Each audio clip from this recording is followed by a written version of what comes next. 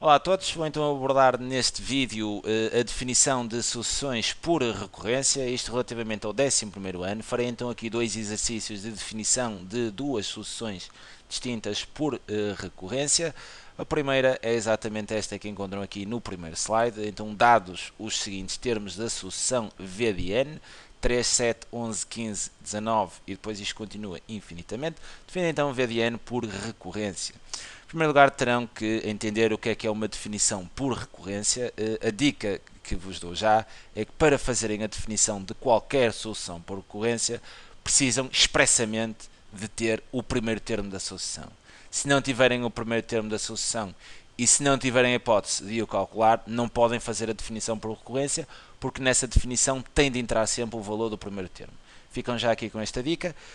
Depois, definir por recorrência. Conhecendo o primeiro termo, terão também de conhecer a lei de formação da sequência, exatamente a lei para determinar qualquer termo da sucessão, isto baseado exatamente no que acontece com os termos anteriores. O que é que isto quer dizer? Okay? Reparem no seguinte, precisam então ter o primeiro termo, e temos aqui o 3, e depois precisam de conhecer a lei de formação da sequência, ou seja, precisam de conhecer o que é que se passa entre dois termos consecutivos, o que é que eu tenho que adicionar, ou multiplicar, ou dividir, ou subtrair, para obter este termo, baseado então exatamente no termo anterior.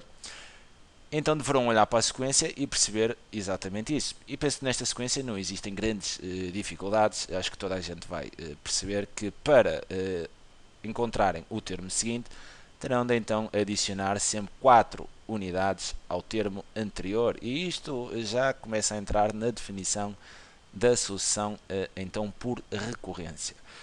Precisam então de ter o primeiro termo e precisam ter exatamente esta lei aqui, esta lei que vos permite determinar o termo seguinte, baseado no valor do termo anterior, mais a lei então de formação da sucessão. Para depois então escreverem exatamente essa definição por recorrência, assim no aspecto mais formal. Vão então registar assim o seguinte: V de n, abrem então aqui uma chaveta, aqui em cima colocam o valor do primeiro termo, daí ele ser estritamente necessário nesta definição por recorrência. Sabem então que o primeiro termo da sequência é 3, registram-no. Depois aqui colocarão então V de n igual a V de n menos 1, ok? Isto define então, quer dizer o termo anterior, ou seja, um termo é igual então ao termo anterior, depois mais a lei de formação, e a lei de formação é sempre adicionando 4 unidades, então aqui mais 4. Ok? Isto então, e aqui é importante colocarem então aqui o seguinte: se esta expressão é válida, se a ordem do termo for então maior ou igual do que 2. Porquê? Porque o termo de ordem 1 já está aqui escrito. Ok? Vocês vão usar então aqui esta expressão para determinar os termos de ordem igual ou superior a 2. Bem, utilizando então aqui esta definição por recorrência, e vou-vos dar já então também uma dica prática sobre a limitação que esta definição também tem, imaginem o seguinte: eu queria então aqui calcular o V de 4. Não é? Então o n é 4, então o V de 4 seria igual ao V de 4 menos 1, e já sabemos que o V de 4 menos 1 é igual a 3, mais então 4 unidades. Bem, então daqui posso dizer que o V de 4 é igual ao V de 3 mais 4 unidades. Eu aqui tenho o termo de ordem 3, não é? Que é 11. Então eu posso ir aqui dizer, e o termo de ordem 4 é igual então ao termo de ordem 3, que é 11, ao valor desse termo de ordem 3, 11 mais 4. Então posso estar então em condições de dizer que o termo de ordem 4 vale exatamente 15, algo que percebiam exatamente por aqui. Bem, qual é que é a limitação então desta definição por recorrência? É exatamente o seguinte caso: imaginem que eu queria calcular o valor do termo de ordem 50. Uso então aqui a expressão, vou então usar aqui a expressão aqui genérica desta definição por recorrência. Então o termo de ordem 50 será igual então ao V de 50 menos 1, ou seja, o termo anterior, mais 4 unidades. E vocês continuam aqui a ver, ok? Peço desculpa. Então o valor do termo, desse termo de ordem 50, será então igual a 50 menos 1 são 49, então precisam do valor do termo de ordem 49 mais 4 unidades. Qual é que é o problema aqui? vocês não têm o termo de ordem 49, não o têm. Ok? Então como é que vão fazer este cálculo? Se não têm o valor deste termo. Não dá, não é? Podiam pensar, mas eu o 49 posso vir aqui, não é? Sim, podiam. Então o valor do termo de ordem 49 seria o valor do termo de ordem 49 menos 1, ou seja, 48, mais 4. Continuam a ter o mesmo problema, agora diferente, mas o mesmo tipo de problema. Vocês não conhecem o termo de ordem 48. Essa é a limitação deste tipo de definições, de sucessões por recorrência. Vocês, no cálculo do valor de um determinado termo, precisam de ter sempre o valor do termo anterior.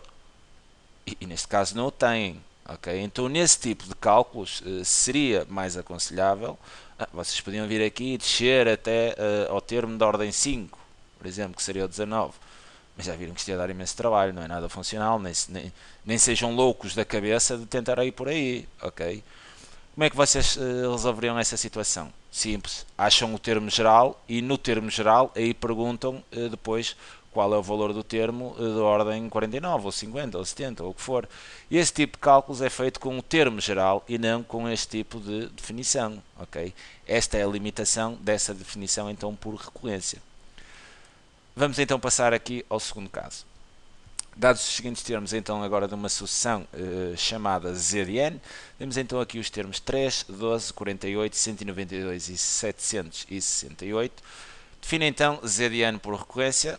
A estrutura será sempre a mesma. Z de n, abrimos então uma chaveta, colocamos aqui em cima o valor do primeiro termo, que é 3. Depois teremos então aqui Z de n igual a Z de n menos 1.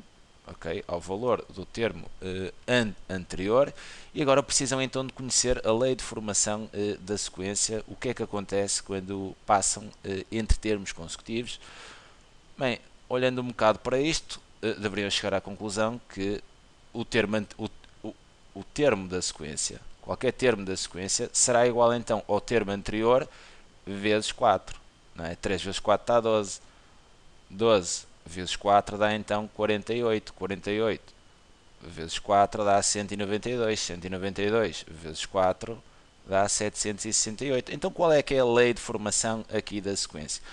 A lei de formação é a seguinte, será sempre o termo anterior vezes 4. Então olhem aqui esta definição que já está. Z de n, ou seja, um termo qualquer da sequência, será igual ao Z de n menos 1, e Z de n menos 1 significa o termo anterior, e basta colocar então apenas vezes 4 e dizerem então o seguinte, isto é válido se a ordem do termo for então igual ou superior a 2, e tem então a sequência ou a sucessão, mais concretamente, definida por recorrência. E definir uma sequência ou uma sucessão por recorrência é mesmo isto.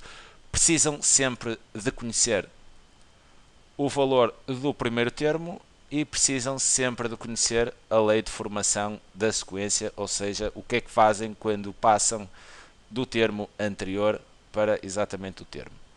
Ok? Fica então aqui a sugestão de resolução destes exercícios e para definição de uma sucessão por recorrência. É sempre um prazer enorme poder ajudar. Um grande abraço a todos.